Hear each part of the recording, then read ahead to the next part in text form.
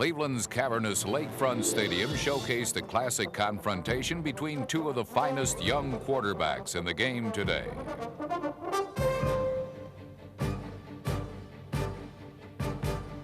On the Browns' second possession of this championship game, Bernie Kosar, the 23-year-old whiz kid, led Cleveland on an impressive 86-yard drive that featured two big receptions out of the backfield by Herman Fontenot, number 28.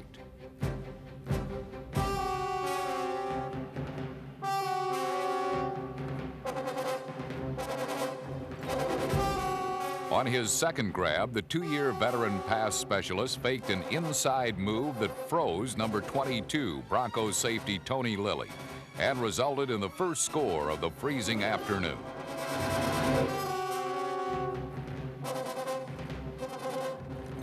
The Browns' attack had made it look easy against one of the most respected defenses in the league, and it was further evidence for the 80,000 rabid Browns fans that this was indeed the year their team would reach the Super Bowl.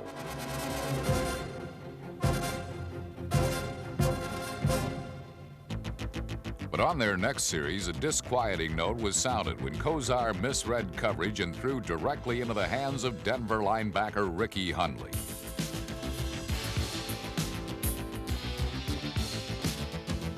Cleveland escaped further damage on this series when the Broncos failed to capitalize. But the next time Kosar got his hands on the ball, the league's leader in fewest passes intercepted during the season dished out his fourth playoff interception.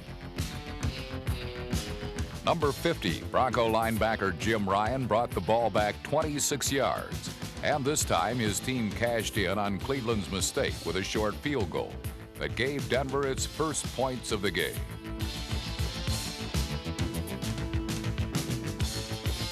The Browns had paced the entire NFL in fewest turnovers, but a fumble gave Denver the ball a third straight time and silenced the huge Cleveland crowd. Here John Elway gave his first hint of what was to occur later when he pulled off a big play, this time by foot instead of by arm.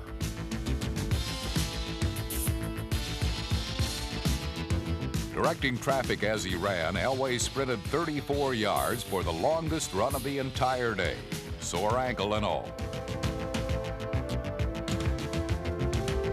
It set up a 1-yard run by Gerald Wilhite, aided by the interesting fact the Browns had only 10 men on the field. Despite a magnificent effort by the Cleveland defense, 3 consecutive turnovers by the offense had resulted in a 10-7 Denver advantage. Time for the attack to make amends. Textbook blocking allowed Kosar a leisurely look downfield, and Bernie's strong right arm lofted a picture-perfect pass to Clarence Weathers, streaking down the right sideline.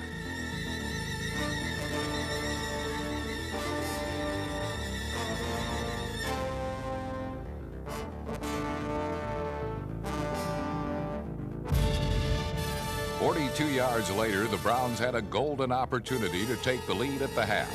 But again, Kosar showed his inexperience. Instead of throwing the ball out of the end zone with his receivers covered, he incurred an awkward, intentional grounding penalty. It turned an excellent chance for a touchdown into a 29-yard field goal by Mark Mosley.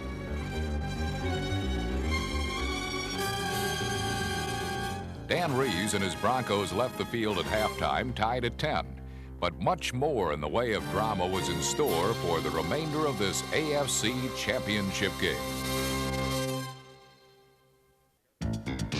Emotion carried Carl Hairston and his Eagles to Super Bowl 15.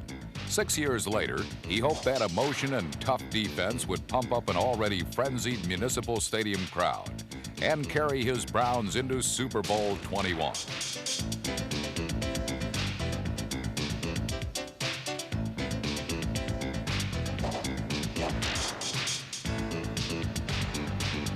Rookie Mark Harper was ruled out of bounds on an interception, but in the first use of the instant replay in a conference championship, he was correctly ruled inbounds. Cleveland's daring defense was responding to the challenge.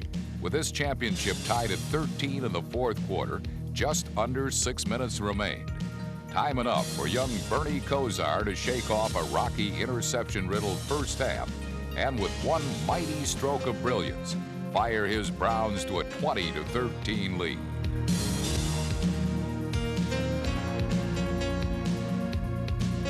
Brian Brennan is Cleveland's possession receiver, a non-burner with sure hands who makes the clutch third down catch over the middle. But in this instance, he was their home run hitter, juking Dennis Smith and hauling in an apparent game-winning 48-yard strike with only 5:43 left in regulation. Brennan broke back on a ball that Smith lost sight of and provided one of those moments that highlight films attempt to capture. Fans never forget, and Bernie Kosar will tell over and over to his grandchildren. But what followed would bring 80,000 rabid, dog-barking lunatics to their collective frozen knees. 23-year-old John Albert Elway stared at an end zone 98 yards away. Time was short and the distance was long. It was then that what will be simply called the drive by Bronco historians began. 2nd and 7 from the Bronco 15, Elway escapes for 11 and a first down. 1st and 10 from the Bronco 26. Elway nails Steve Sewell over the middle for 22 and another first down. 1st and 10 from the Bronco 48. Elway finds sure-handed Steve Watson for 12 more yards, and the 2-minute warning saves Denver an important timeout. Following a sack, Elway faces a grim 3rd and 18 prospect from the Broncos 48, but somehow finds Mark Jackson for 20 critical yards. A minute 10 remains, as does a single timeout. Elway and Sewell click again on a perfectly executed screen for 14 more.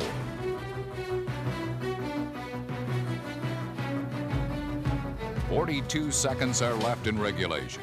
Elway gingerly moves his Broncos downfield for 9 more yards on a sore ankle, stopping the clock with 39 seconds left by stepping out of bounds at Cleveland's 5-yard line. Finally, a dream conceived on his own 2-yard line became a reality when Elway rifled a strike to Mark Jackson in Cleveland's end zone.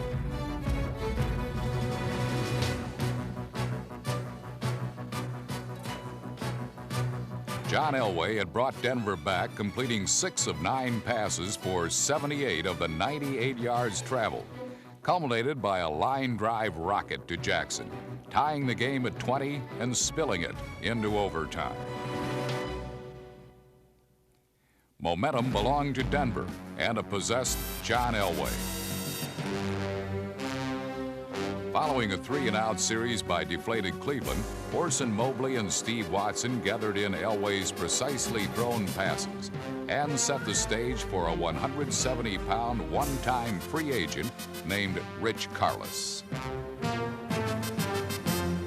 The uprights were 33 yards away, and so was the fate of 2 exhausted armies yearning to travel to Pasadena.